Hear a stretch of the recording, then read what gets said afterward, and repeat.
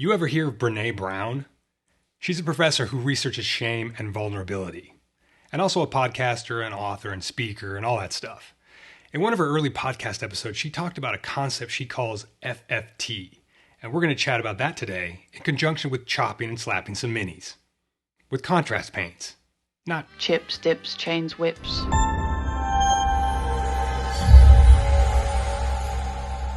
Greetings, good humans, and welcome to Tabletop Alchemy, where we do some things for the first time, even if the results threaten to suck. Because we're ballsy that way, and we understand risks are necessary for rewards. Alright, I mentioned Brené Brown in her podcast. I've listened to exactly 2 episodes back when she first started it. Not 2 because it's terrible. Quite the contrary, actually. I think she's pretty interesting. But we all know we're drowning in content, and there's only so much time in a day to dog paddle around and keep our heads above water. Anyway, one of these episodes was about the concept she calls FFT, which stands for First Fing Time. And there's always a first time, right? Literally for everything. It's one of those ideas that I sort of stare at and wonder how in the world I could not have realized it on my own. It's so fundamental and simple, really. But then I realize it's me I'm talking about, and it's not really surprising at all. FFT is an expression I wish I'd heard a long time ago, so I could incorporate it into my emotional thought process. The idea of acknowledging something as just being an FFT can really help you get through what's most likely going to be a series of embarrassing failures. I mean, learning experiences. What? I don't know. Moving on. Today's video has 2 FFTs for me. This is the first time I've tried shooting a real mini painting video with a decent camera and lens, and boy, trying something you've seen done by real pros can really open one's eyes to just how pro they are. And here I had a whole paragraph about what a particular kind of a pain in the ass shooting miniature painting is, but then I saw Ninjon's video, where basically he says what I was thinking before I could say it. You have to worry about keeping the mini in frame, keeping it in focus, capturing the most interesting parts of the painting process, and you have to actually not screw up the paint job. Side note, this is the second time in a month this has happened, where I have a notion and then see someone else do it right before me. The day I uploaded my crystal scatter terrain video, not Pachow, and not the day I released the video. Uploading day and release day are 2 different days for this channel. Vincey V released his miniature basing video incorporating the exact same product. These are bigger chunks of broken glass. They're not sharp in any way, because the way they're rolled around and stuff, so there's no sharp edges, you don't cut yourself. The social zeitgeist or global consciousness is incredibly frustrating sometimes, but I guess it can serve as a constant reminder that we are all connected. Either that, or I'm in a simulation and the programmer is constantly with me. And I guess this is apparently the F-bomb parade episode. Anyway, yes, painting minis under a camera is tricky. And this is my first time, well, technically my second time, I've actually tried speed painting. I don't really like the idea of speed painting, even though I really like the idea of the results of speed painting. You know, having a bunch of miniatures completed. This is most likely due to the fact that I rarely paint groups of miniatures as units, since I don't really play big army games. I typically paint individual miniatures from units for use in D&D or whatever, or as members of non-unified war bands. And as you'll see here, I take way too long to do everything, including speed painting, as well as talking on camera. But I will say, after having done this exercise for this video, I'm kinda on board with the idea of speed painting or group painting as something I'll continue to do in the future. And of course, we can no longer use the speed painting nomenclature, we must call it SlapChop. How many times have you seen that gag now? Triple digits? Sounds about right. So props to the YouTuber who appropriated the term. It's a cool term, and now it's just sort of what we call this process. But I swear this whole putting transparent paints over a zenithal base coat is literally the second intended use case for the entire category of transparent paints. As my typical luck would have it, I saw Goobertown minis recently mention the actual French term for this technique, which has been around for hundreds of years. And Brent makes a particularly excellent and comical point, which is the best kind of point. Some folks have pointed out that this is pretty much just the French grisaille technique, and it's been around since the 1300s. Now, the way I see it, the French had 700 years to convince me to use the word grisaille, and they failed. I guess at this point, I can just Frankenstein my videos out of better YouTubers, better content. That'll be my process. Come late to the game, regurgitate what others have already done, cut to end credits. That'll work, right? Okay, you in the back there, you can put that hobby knife down. I'm getting to the painting. I swear. So, for this SlapChop speed paint experiments, I decided to crack open my Pile of Opportunity Sci-Fi Edition and paint up some Infinity models. I've got a few of these stashed away, and I haven't painted a single one yet. In fact, I haven't really painted any sci-fi genre stuff since I got back into the hobby. But that hasn't stopped me from collecting any, right? Of course not. Come on, I'm a good hobbyist. And another thing that's probably slightly disappointing for some dear viewers is that while I do have the rulebook for Infinity Code 1, see? But anyway, I haven't played it yet and actually collected a lot of my sci-fi stuff with the intention of playing Stargrave. There we go. Look at the smooth moves I got going on here with these books. And a game called Reality's Edge, which I have with me right here. This is ridiculous. Anyway, Reality's Edge is basically a skirmish game version of Shadowrun without the magic and fantasy mashup. These Infinity models are really nice though. I mean, sure, I wish they were high-end injection molded plastic, but building these metal cyberpunk figures took me right back to my initial experience with painting miniatures. Like literally the first miniatures I ever painted, which were RAL parts of Shadowrun miniatures. I can remember my first pots of Tamiya paint, because that's the paint I started out with. I didn't use any thinner, I didn't use any washes, this was all pre-internet and I was just a terrible Dorito-fingered savage and I had just met a couple of new friends at this hobby shop. And to be perfectly honest, I don't know why Tamiya was recommended to me as the starting paint anyway. I think it's because a lot of the customer base there built and painted military aircraft kits and stuff like that. Anyway, these Corvus Belli figures kicked me down memory lane and they are really super nice. Highly detailed. Great casts even. Mostly full figures with an arm or two to attach, and really clever seam obfuscation. I didn't have to do much cleanup at all. And all this fine detail is both what freaked me out about painting them and what made me think contrast paints might be perfect to use on. Now, I always like to paint minis on bases if I can. I always like as few steps as possible, meaning I kind of shy away from working in sub-assemblies. Once in a while it's unavoidable, but it's just like when I shoot video. I hate working with green screens because that just means there's additional work in post. I told you, I'm lazy. So I pulled out one of my boxes from the Pile of Opportunity Bases edition. So many editions of the Pile of Opportunity, specifically the Urban box, and I found a few bases that would work for these guys. These bases are from MicroArtStudio. They come in two pieces, the standard base rim and the actual detail insert. I'm not sure what they're made out of. The material is almost like vinyl or something. They say it's resin on the company's site. It's kind of soft and chewy, but still holds detail well. Super easy to carve into, and they take paint really well, and super glue works great with it. The reason I have so many of these MicroArtStudio bases, and I have quite a few, is because I would buy them in bulk when Miniature Market would have these clearance sales. I get these packs of 7 or 10 bases for like $3 or $4, which is just a crazy value. You can still get these from the actual MicroArtStudio site, but full price is a different conversation. In fact, I have a video about doing that sort of thing right here. Again, not pachow.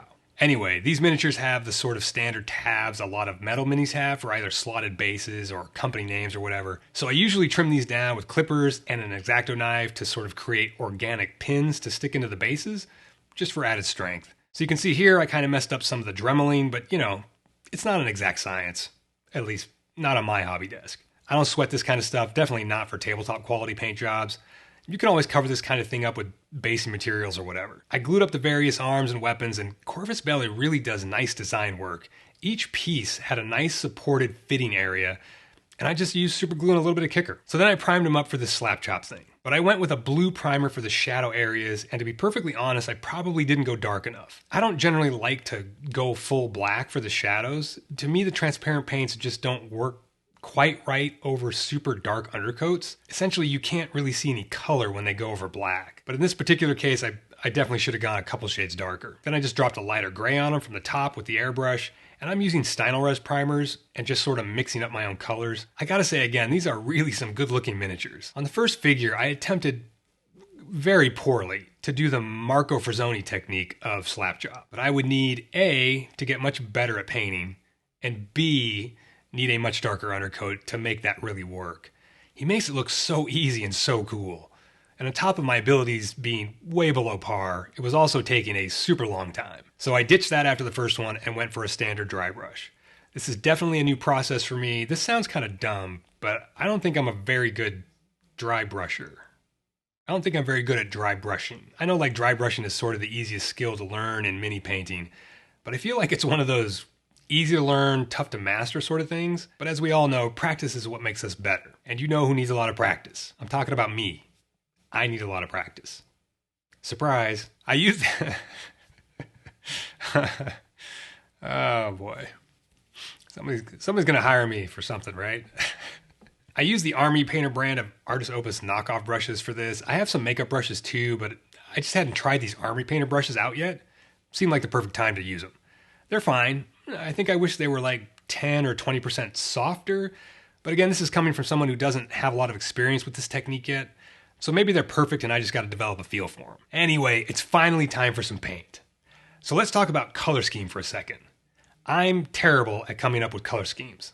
Literally terrible. I know about the color wheel and complementary versus crappy color combinations, although that's never stopped me before from using crappy color combinations. I just have a hard time visualizing what something is going to look like in the real world. It's kind of weird because I have what I consider to be a decent imagination, but trying to pinpoint something in my mind's eye that's going to transition from artistic vision to the real world is kind of tough for me. I have this issue outside of mini painting.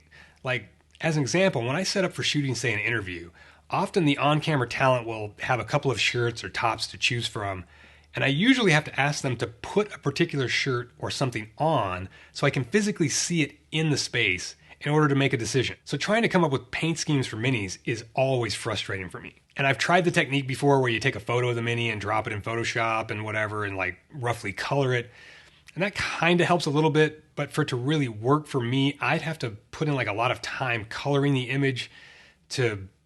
Anyway, TLDR is I'm not good at picking color schemes. It doesn't help that a lot of times when I look at a miniature, especially a unit like these guys, my initial thought is, well, they'd be all in black.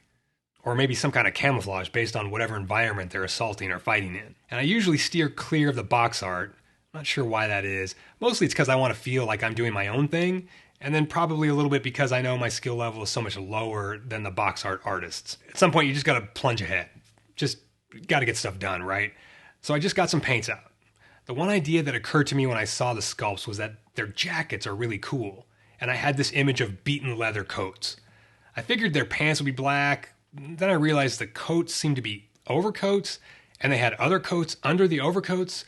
But now, looking at the box art, which I probably should have done at the beginning, I guess those layers are the same material.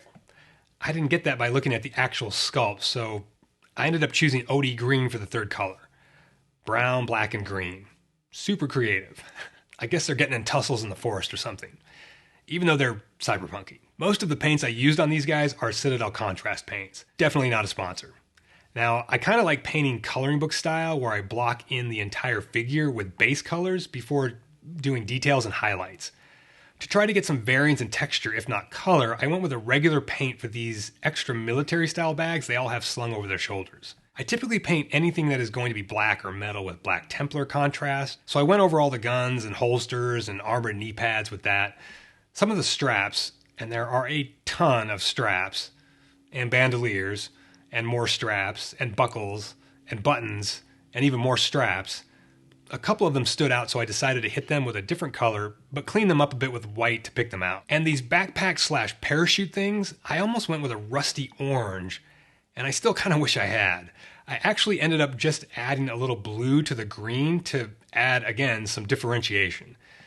Then there's all this zipper detail I couldn't just let alone, so I just went over that stuff with some Black Legion contrast. Now, I really wanted a splash of color on these guys, and I was scrolling Instagram, like we all do, and I came across Zero Death Painting, and I really, really like this person's Infinity models.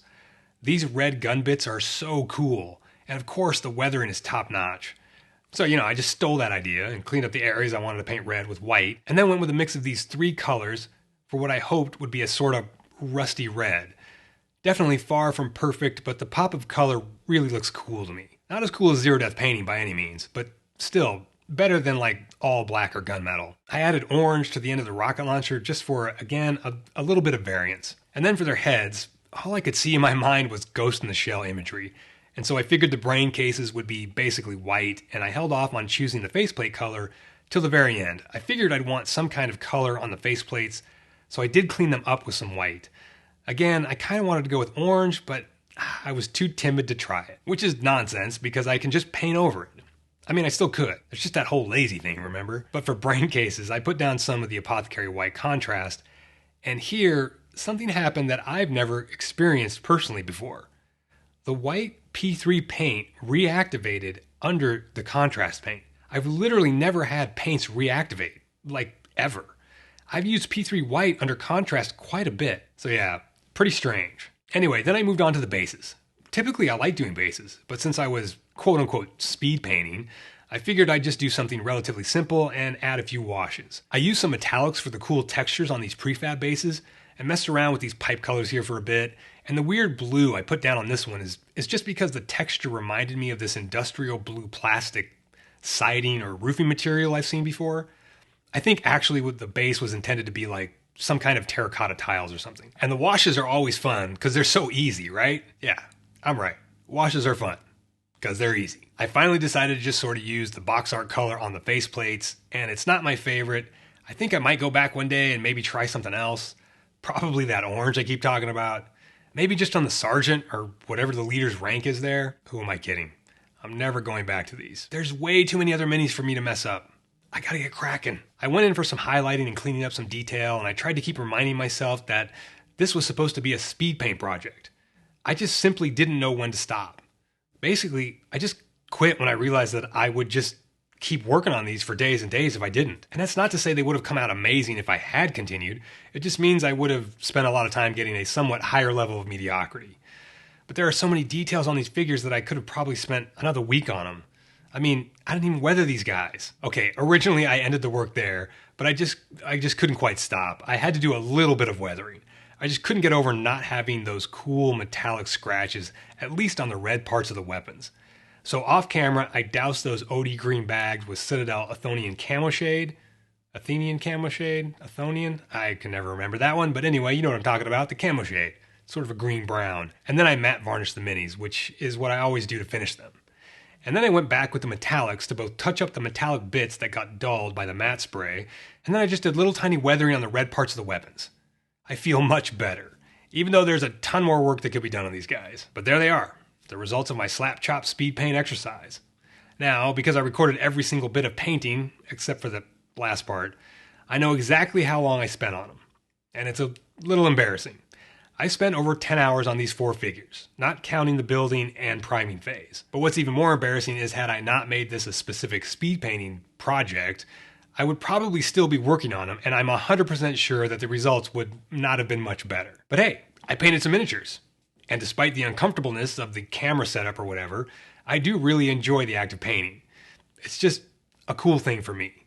And it's been at least 6 months since I painted a miniature. I'm not sure how long a real speed painting session on a unit of these guys should have taken. My guess is somewhere in the 3 to 4 hour range. I don't know. I guess it really doesn't matter. Maybe speed painting is just like art. It's all subjective. Anyway, I do think I need to do more exercises with this whole SlapChop method. And I do think miniatures with a lot of texture and detail benefit from using transparent paints. And I know that you've heard that from plenty of places. I am looking forward to painting more Infinity models. They are super nice, again. And also, not sponsored. But as luck would have it, my next painting project has already been picked out for me. We'll get to that next month's video. So I guess, go slap or chop something. See what you think of it. Or for those of you that are already knee-deep in dry brushes and transparent paints, definitely let me know how I can improve. So, go paint something, even if it's your FFT. See ya.